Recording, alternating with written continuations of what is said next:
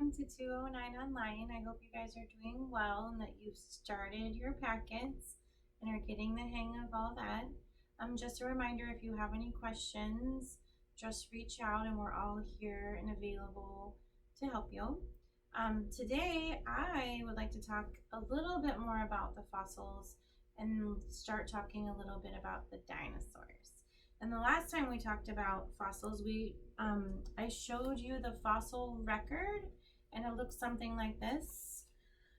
This one starts at the top and goes down, and I want to talk to you about how long ago all this happened. It's kind of hard to think about because we haven't really been alive that long, and humans haven't been on Earth, and the oldest of you are probably 6. And it's some really big numbers. But I wrote down that the Earth, they have figured out that the Earth has been around for 4,600 million years old. This many times around the sun. It's a lot of singing. And then life on Earth has only living things, and that doesn't even mean people. This just means like a very simple plant, algae, like one cell animal, the simplest animal or plant has been on the Earth for 3,500 million years ago. And then around 1,500 million years ago, there became more oxygen in the air for things to breathe, because we breathe in and breathe out and we get oxygen from plants. So my guess is there must have been more plants on Earth to allow for more oxygen. For living things to start, they actually moved from the water to the land. So it used to be that the only living things, animals, were just in the water, in the ocean. And then as the Earth's atmosphere changed, they went from the water to the land. And so there used to just be simple animals called trilobites. They were not like the animals that we know of now. And then the first kind of animal was a fish, a kind of fish, but it had like a shell on the outside called armored fish. And then over millions of years time, like 65 million years later, those animals changed and the bones started to be inside, and that was called bony fish. And then after again like 55 million years, then the very first reptiles and amphibians came on Earth, and those are not even like the ones that we know today. They have changed over time, again millions of years. And then the first insects were just flying ones. They didn't even land on the ground. They just flew around. And then 190 million years ago, the first dinosaurs and what's called an ammonite. I'm going to see, this is an ammonite fossil. It's a very simple animal. These became abundant on the Earth. This is Miss Rachel. She got it, and it's actually her necklace, and she let us look at it. So very cool. That is when the first dinosaurs appeared on the Earth. But then, I guess, and that was like that for 55 million years.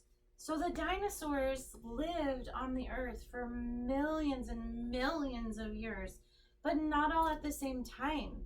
So then, like, the first dinosaurs became extinct and new dinosaurs lived on the Earth.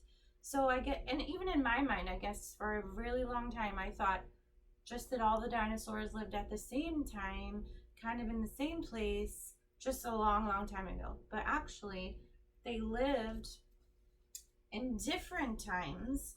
So these are like the very first kind of animals. I'm gonna hold this still and see if you can, and maybe I'll scan this and put this on in the drive under quiet room, because I would really like you to see this, but it was hard to copy. So these are like the first kind of animals, and then they all kind of became extinct. And then these dinosaurs, and then these animals, but all these became extinct before the next ones lived. So over a huge span of millions of years, the dinosaurs all kind of lived, died, lived, died, lived, died.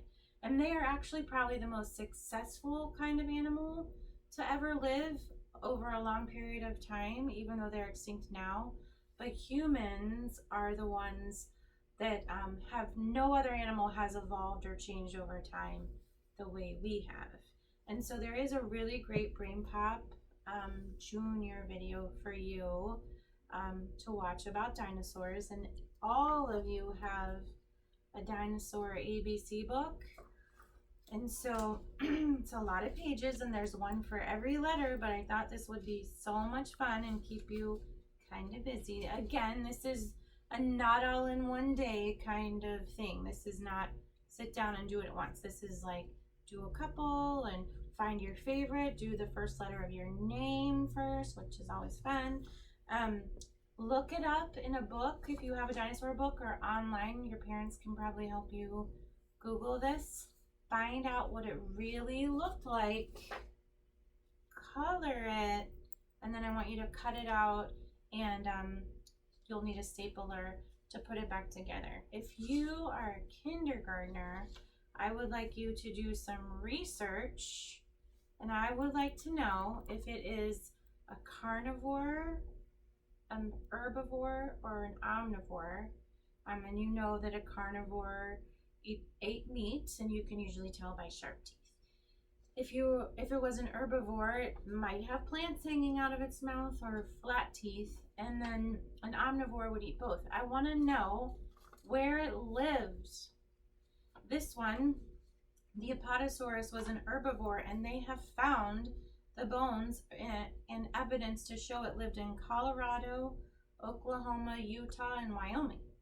But when we first did our introduction to Africa, we learned that these fossils, the Diprotodon, were about 200 million years old, and they were found in Africa, South Africa.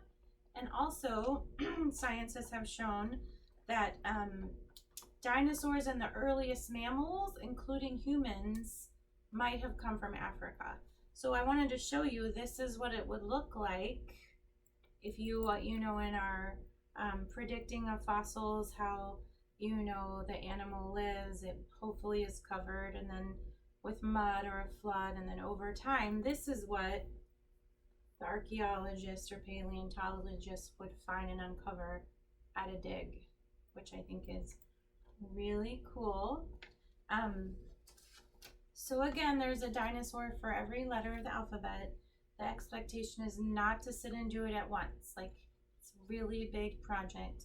And if you're a kindergartner, and anyone else that would like to, but especially the kindergartners, I want to know, this one was found in Tanzania and North America. That's how we know that maybe the land was all touching at one point in time.